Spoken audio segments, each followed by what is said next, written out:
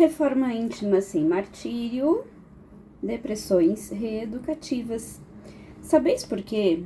Às vezes uma vaga tristeza se apodera dos vossos corações e vos leva a considerar amarga a vida?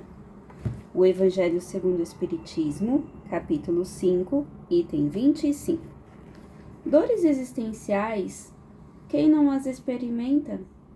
A pergunta do espírito François de Geneve foi elaborada num tempo em que os avanços das ciências psíquicas tinham alcançado as profícuas conquistas da atualidade, com o título A Melancolia e utilizando o saber espírita. Esse colaborador da equipe Verdade deu a primeira palavra sobre a grave questão dos transtornos de humor e sua relação com a vida espiritual. À luz da ciência, depressão primária é o quadro cuja doença não depende de fatores causais para surgir sendo em si mesma causa e efeito. Depressão secundária é aquela que decorre de um fator causal que pode ser, por exemplo, uma doença grave que resulta em levar o paciente a ficar deprimido. Boa parcela dos episódios de depressão primária crônica, aqueles que se prolongam e agravam no tempo, mas que permanecem nos limites da neurose, ou seja, que não alcançam o nível de perda da realidade, são casos que merecem uma análise sob o enfoque espiritual, graças à sua íntima vinculação com o crescimento interior. À luz da imortalidade, as referidas depressões são como uma tristeza do espírito que amplia a consciência de si mesmo. Um processo que se inicia na maioria dos casos antes do retorno à vida corporal, quando a alma, em estado de maior liberdade dos sentidos, percebe com clareza a natureza de suas imperfeições, suas faltas e suas necessidades que configuram um marcante sentimento de falência e desvio das leis naturais. A partir dessa visão ampliada, são estabelecidos registros profundos de inferioridade e desvalor pessoal em razão da incipiência na arte do perdão, especialmente do auto-perdão. Nessa hora, quando a criatura dispõe de créditos mínimos para suportar esse espelho da consciência, seu processo corretivo inicia-se na própria vida extrafísica, em tratamentos muito similares aos dos hospitais terrestres, até que haja um apaziguamento mental que lhe permita o retorno ao corpo. O mesmo não ocorre com quantos experimentam a dura realidade de se verem como são após a morte, mas que tombam nas garras impiedosas das trevas a que fizeram jus, regressando à vida corporal em condições expiatórias, sob domínio de severas psicoses para colher os frutos das sementes que lançou. Nessa ótica, depressão é um doloroso estado de desilusão que acomete o ser em busca da sua recuperação perante a própria consciência na vida física. Essa análise amplia o conceito de reforma íntima, por nos levar a concluir que soa para a alma o instante divino para a reparação, conclamando-a após esbanjar a herança do Pai, assim como o filho pródigo da parábola evangélica, ao recomeço progressivo no colo paternal, onde encontrará descanso e segurança, valores perdidos há milênios, nos terrenos de sua vida afetiva.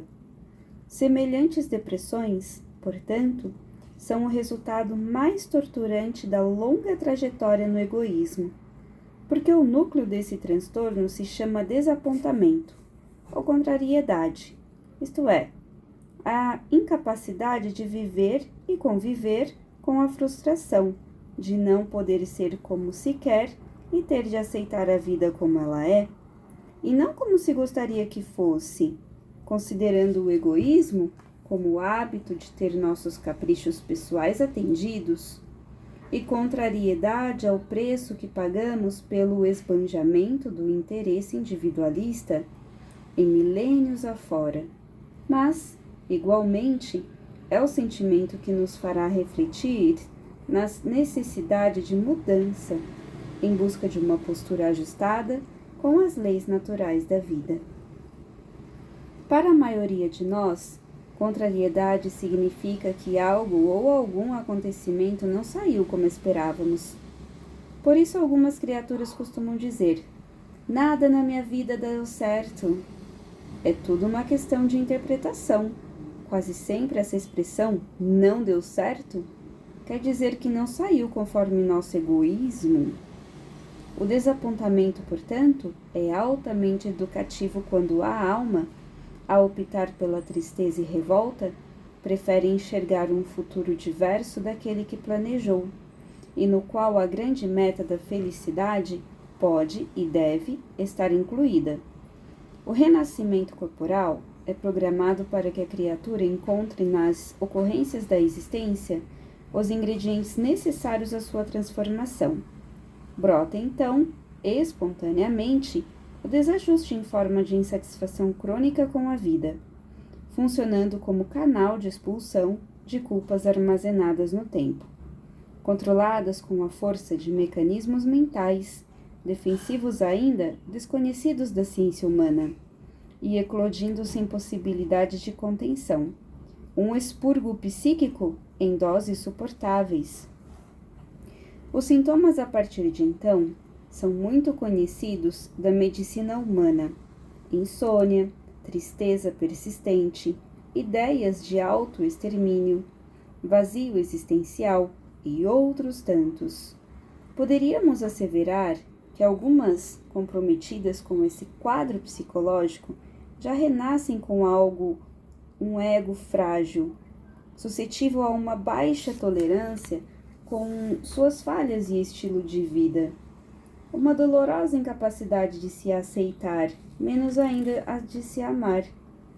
No fundo, permanece o desejo impotente de querer a vida conforme seus planos, mas tudo conspira para que tenha a vida que precisa, em vista de suas necessidades de aperfeiçoamento. A rebeldia, no entanto, que é a forma de reagir perante os convites renovadores, pode agravar ainda mais a prova íntima.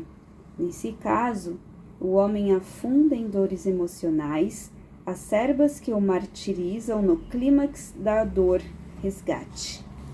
Medo, revolta, suscetibilidade, impotência diante dos desafios são algumas expressões afetivas que podem alcançar a condição doentia, quando sustentadas pela teimosia em não aceitar propostas das circunstâncias que lhe contrariam os sonhos e as fantasias de realização e gozo. Forma-se, então, um quadro de insatisfação crônica com a vida. Como já dissemos, esse é, sem dúvida, o mais infeliz efeito do nosso egoísmo, que age contra nós mesmos ao decidirmos abandonar a suposta supremacia e grandeza que pensávamos possuir, em nossas ilusões milenares de orgulho que se desfazem ao sopro renovador da verdade. Eis as mais conhecidas faces provacionais da vida mental e emocional do espírito que experimenta a dor das depressões primárias crônicas, cujo processo detona sua melhoria espiritual, que já vem sendo relegada ao longo dos tempos. Aflição antecipada com perdas, neurose de apego, medo da frustração, neurose de perfeccionismo, extrema resistência com a autoaceitação, neurose de vergonha, desgaste energético pelo esforço para manter controle, neurose de domínio, formas sutis de autopunição, neurose de culpa, nítida sensação de que o esforço de melhora é infrutífero, neurose de ansiedade, acentuada suscetibilidade nos fatos corriqueiros, neurose de autopiedade, surgimento imprevisto e sem razão de preocupações inúteis, neurose de martírio. A depressão, assim analisada, é uma forma de focar o mundo que decorre de fatores intrínsecos, endógenos, desenvolvidos em milênios de egoísmo e orgulho. Chamamo-la, em nosso plano, de silenciosa expiação reparadora. Acostumamos a impor nossos desejos e a imprimir a marca do individualismo.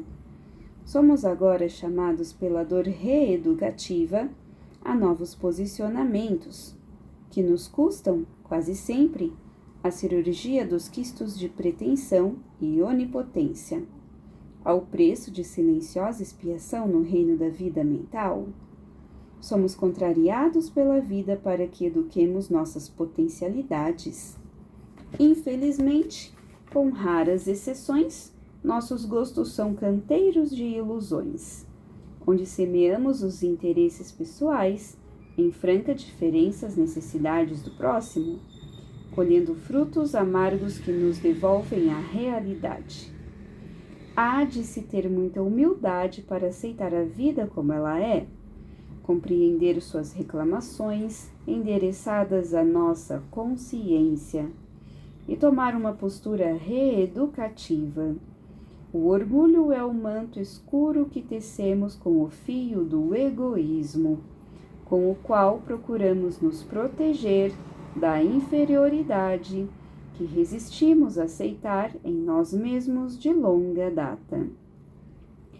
Bom será quando tivermos a coragem de nos mirar no espelho da honestidade e aprender a conduta excelsa do perdão, porque quem perdoa conquista sua alforria das celas da mágoa e da culpa, conquanto a princípio o sentimento de culpa possa fazer parte da reconstrução de nossos caminhos, temos a assinalar que sua presença ainda é sinal de orgulho, por expressar nossa inconformação